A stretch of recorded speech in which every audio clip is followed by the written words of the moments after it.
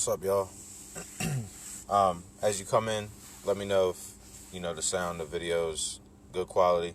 Um, I'm gonna do the just for today. Today, it's gonna be a brief video, and today's topic is friendships. So, anybody that doesn't know me, or if you're not familiar with me, my name is Joseph. I'm part of Breaking the Chains, and basically Breaking the Chains is just a nonprofit organization that myself and my sister-in-law created um, I would say about 2 years ago, give or take.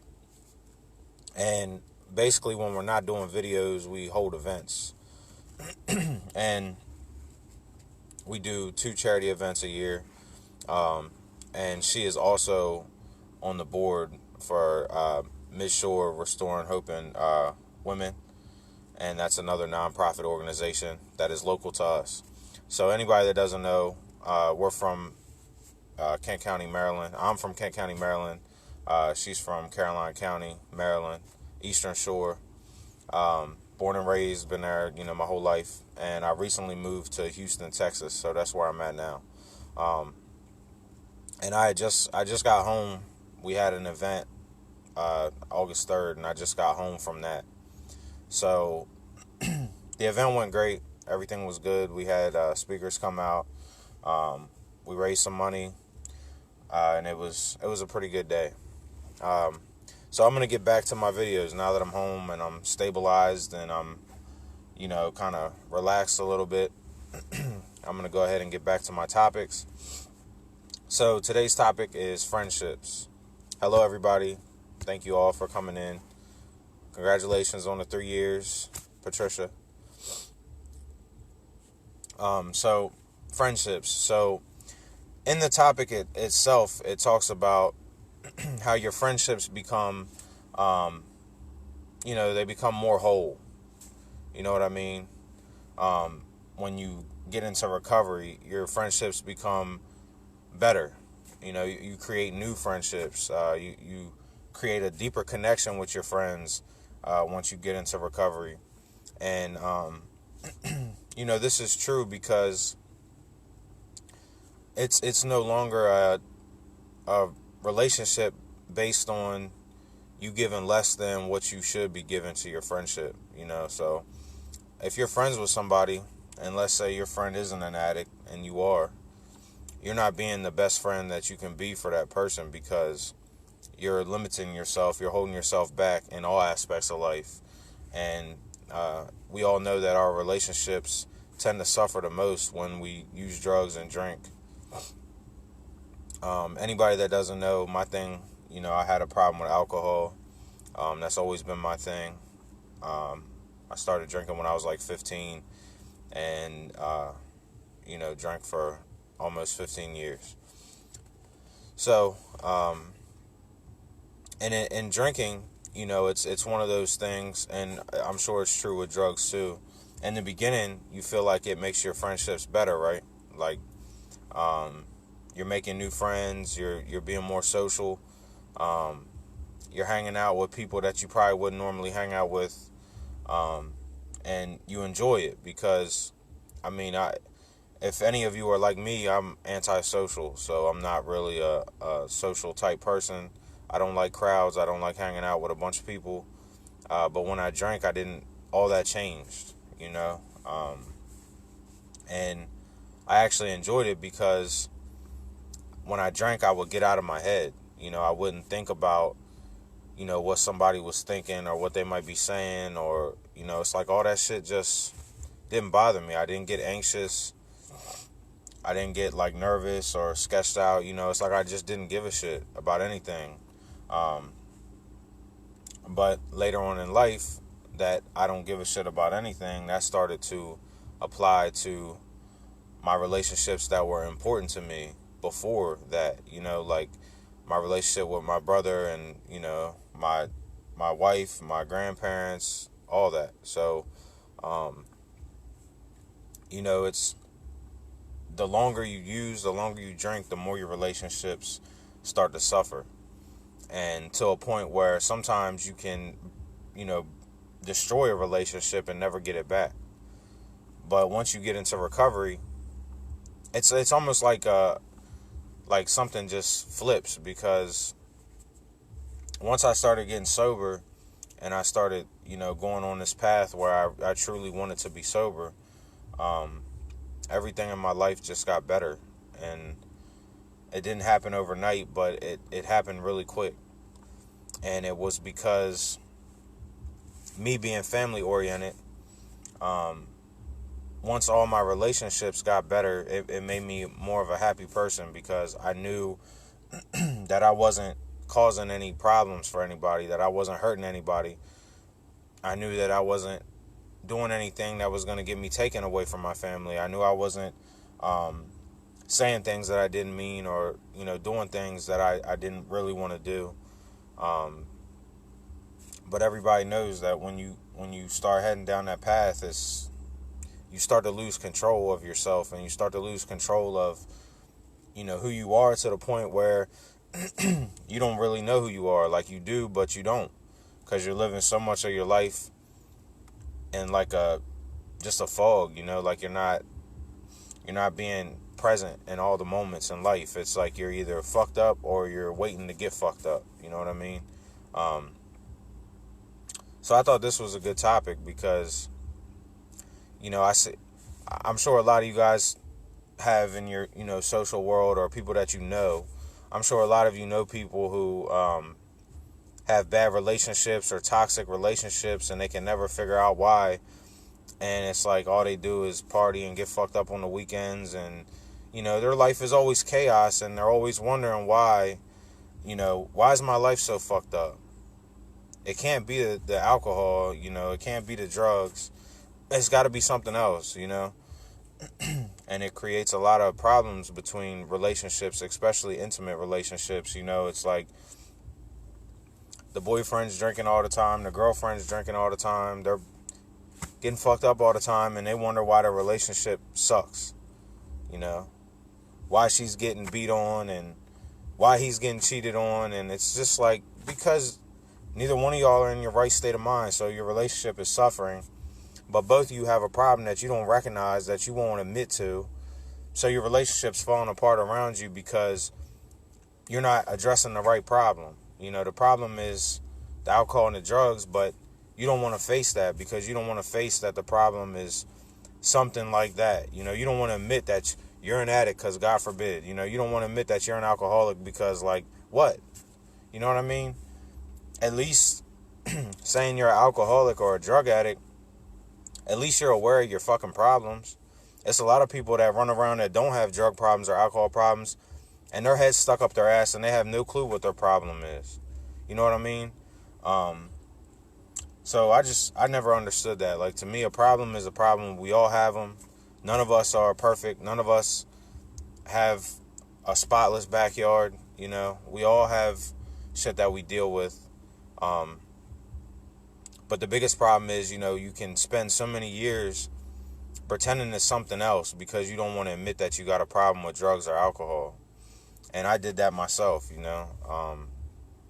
was always my wife's fault, or my brother's fault, or my cousin's fault, or my mom's. It was always somebody else's fault, as to why, my life was fucked up, or why I had tension with other people, why I had so much tension amongst my friends.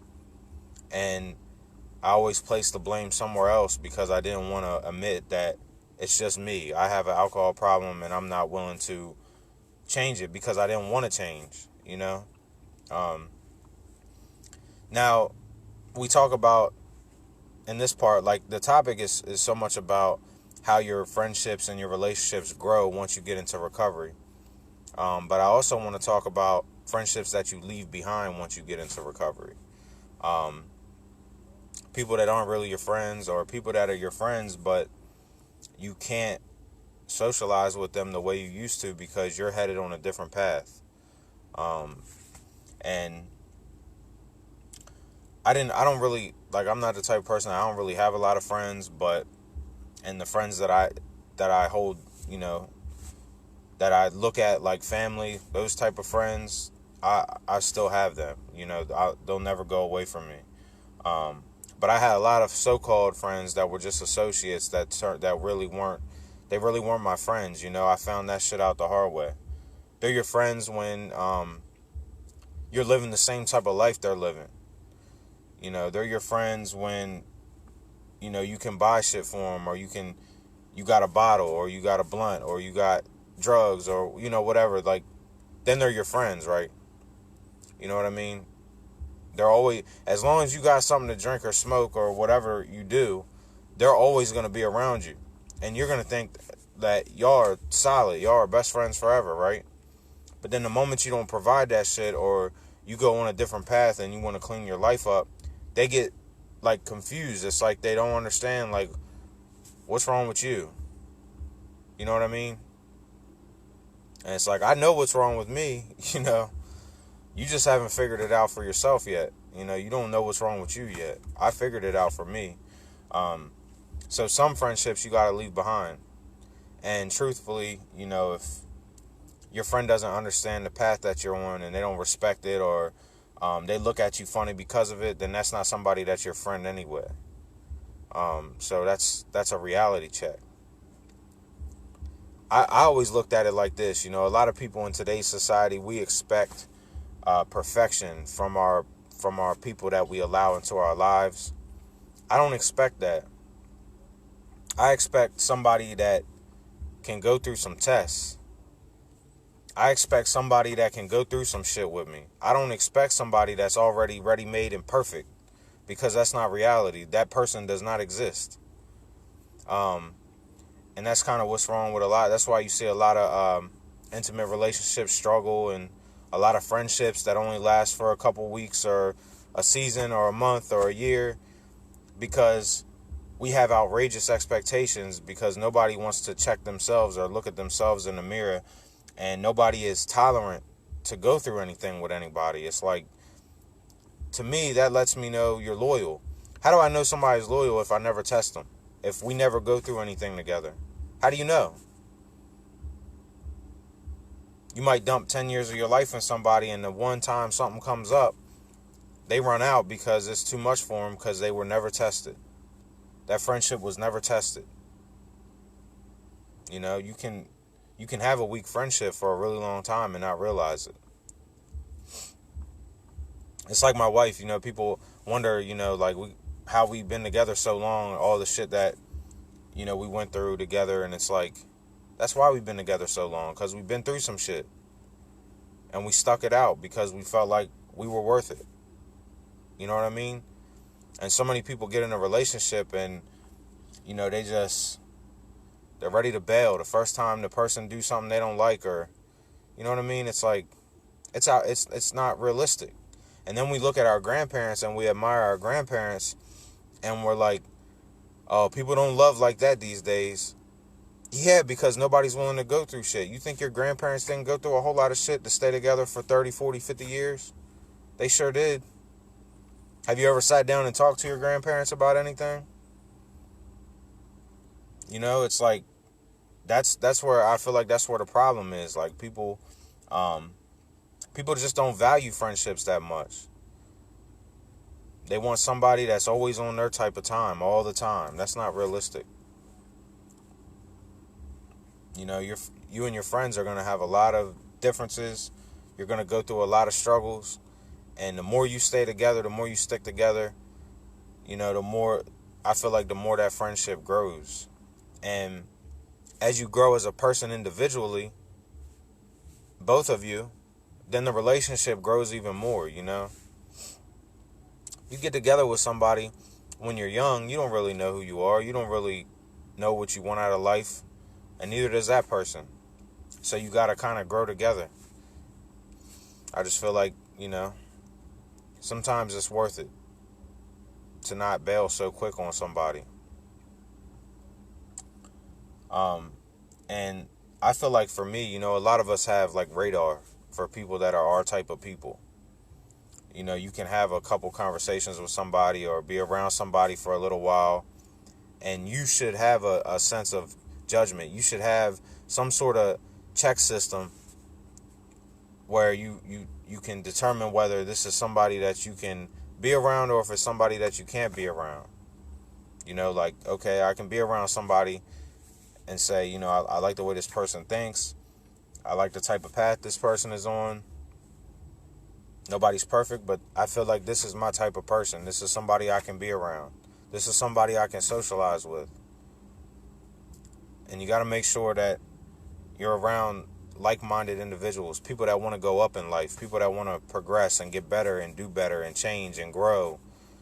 You don't want to be around people that been doing the same shit for 10, 15, 20 years, and that's still all that's on their mind and on their plate. That's still all they want to do. I mean, your whole life's mapped out for you.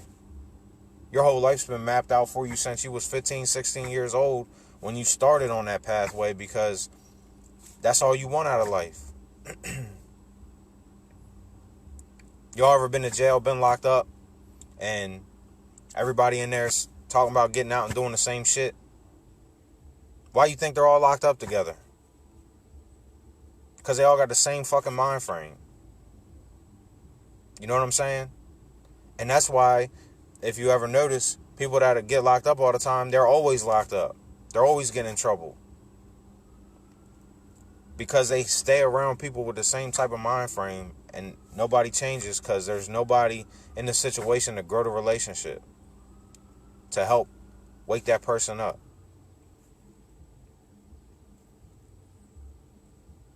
And, you know, some people just have this messed up mentality of what they think they should do. You know, what determines a man, or what determines a woman, or, you know what I mean? It's just a generational, you know, fucked up way of looking at the world. And it gets handed down over and over and over. And, you know, for me, for my group, for Breaking the Chains, that's what it's all about for me. It's not just about getting free from addiction. That's on the surface. For me, it's about getting free from toxic people, getting free from bad cycles, and, you know, just things that we've learned over the years that were passed down from us that we don't want to pass down to the next. It's really not as hard, but the hard thing about it is, in order to break the cycle, the change has to start with you. It can't start with the people after you. It can't start with your kids or your nephews or your nieces. You know, it has to start with you. Because if it doesn't start with you, the cycle is not going to be broken. You're going to imprint your shit onto your children, and then it's up to them. Now they're carrying that weight of having to make the decision to break the chains or break the cycles. And for me, you know, that's what it's all about for me. It's about the children. It's about the kids. Because like I've always said, they don't ask to be here. They didn't want to be here. They didn't have any choice in being here. So you got to think about that, you know, and you got to think about that in every decision that you make. If you have kids, or if you have kids around you that look up to you, you know, you don't want to imprint that on them. And the irony of it is, a lot of us complain about our upbringing, right? A lot of us complain about the way we were raised, or the things we went through, or the things we saw, and then here we are doing it. And we're playing the victim, we're playing the martyr, and we're not even waking up to the fact that we're making victims and martyrs out of our children, because we won't change, because we're hanging on to some shit that was done to us when we were kids, or some shit we went through. And how bad does that make you feel? And you're going to put your children through the same thing.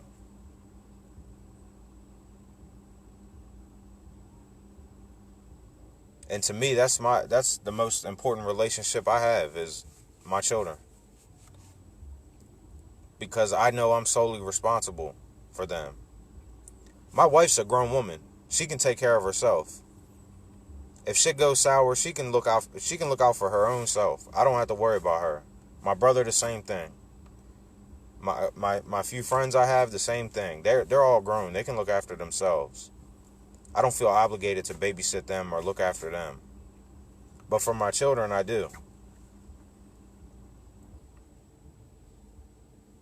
And to me, that's the relationship that needs the most. You know, that's the relationship that you have to put all of yourself into 110% every day, whether you're tired or not, because they need it. You needed it. What's the old saying go? You know, be that person that you needed, right? Just keep that in mind. And it's never too late. Don't wait around. I was 29 when my mom got clean the last time, finally. And it meant just as much to me as it would have meant if she did it when I was, 19 or 20 or 21 or 22. It still meant the same to me.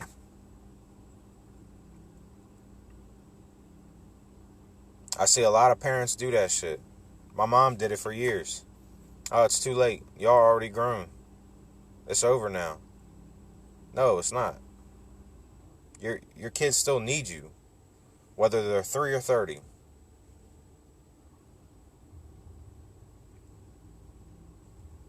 So don't ever do that to yourself. A lot of us do that to ourselves.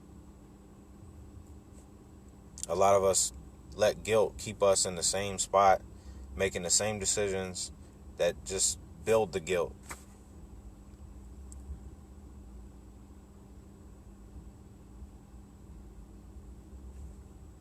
Don't do that. Don't build up your guilt. I used to talk to my mom about it, and she was like, I feel guilty because, I'm getting high, and then I feel more guilty because I keep getting high. I'm like, yeah, it's insane. It's stupid. But I understand it. You know what I mean? It'll make you want to throw in the towel. When that guilt starts eating at you and depression sets in and all that.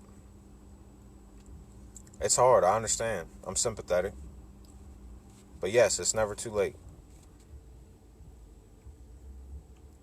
I know I was just as blown away and happy and excited, and it was like an unreal experience when my mom got clean. And I was a grown-ass man, It didn't mean any less just because I was older. You're always going to be your mom's baby. No matter what. So it's if any of you are older, you got older kids, and you're struggling, don't do that to yourself. It's never too late. And anyone that's young, don't think you got forever. Because I've said it several times, my mom did get clean, but she also died 8 months later. And it was from long-term drug use. Complications that were a direct result from her years and years of using drugs. So all my old people, it's never too late. All my young people, you don't have forever.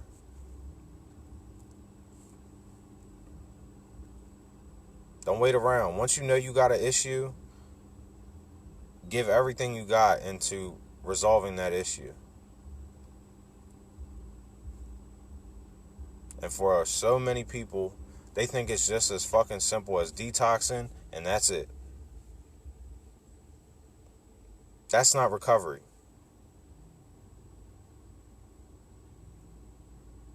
I don't like to determine, like what recovery is and what it isn't, because it's subjective, and that's not why I'm here. But just detoxing is not recovery. You're just getting clean. Until you start to do some work and work on yourself and heal and do some discovery, you're not gonna make it.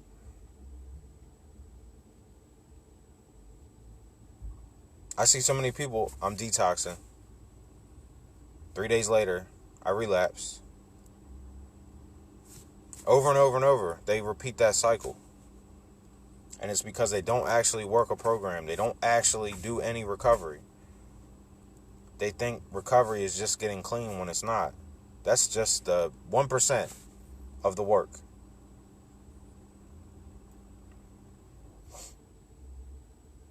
And anybody watches my videos, I've said it repeatedly, stopping is the easy part. Staying stopped is the hard part. You know what I mean?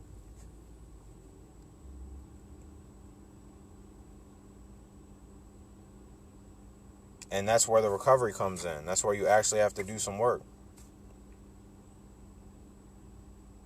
And I feel like a lot of us just truly don't know, you know? We don't have anybody. We're lost. And I can understand that. A lot of us are ashamed. A lot of us have that ego, that pride. That's what it was for me. I didn't want to admit that I had a problem.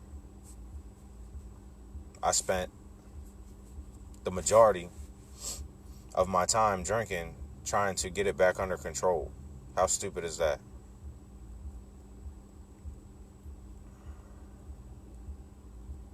You never will. I've told people over and over again, the party phase is over. Don't think you can just take a break and then restart, because it doesn't work that way. Once you develop that problem with it, it's there forever. It's there to stay.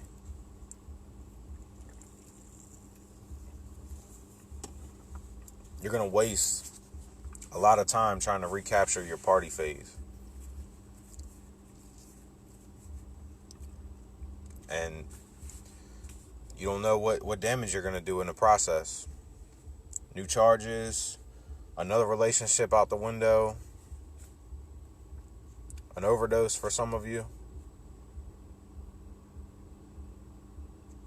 What's up, Angela? What's up, Lance? Hey, what's up, Lindsay?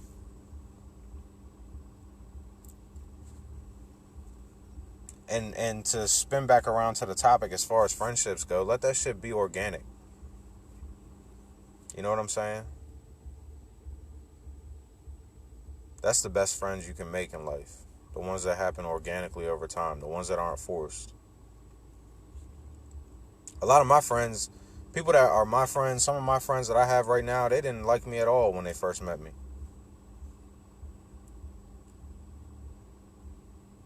They had to be around me for a while before they started to like me and appreciate me.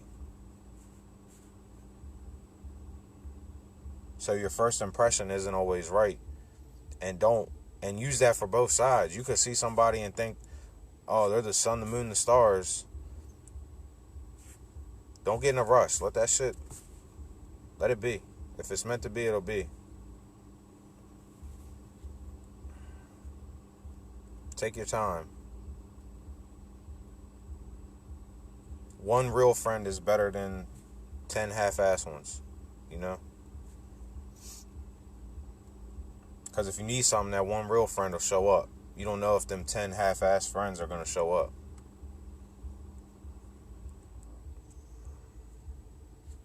So just keep that in mind. If you guys found this helpful or useful, you can share it out if you want. Also, too, I always say, if you need anything, feel free to reach out. You can add me on my personal page. You can message me if you're struggling, if you have a question, if you need something. Disclaimer, the conversation only goes as far as you want to take it. If you come to me and you're struggling and I give you my advice and you don't take my advice and then you keep coming to me, the conversation probably will stop. Because I'm all about the work. So if you're just coming to me for like some general conversation of some things you want to discuss, or you have a problem with, or you want to talk about, that's one thing. But if you come to me seeking help and I tell you what to do and you don't do it, I don't know what else to tell you. You understand? So I don't blow people off, but at the same time, I can't hold a gun to your head and force you to do anything. I can't drive to where you live and yank you out of your house and make you do anything. So just remember that. I hope y'all have a good day. Stay clean, stay sober.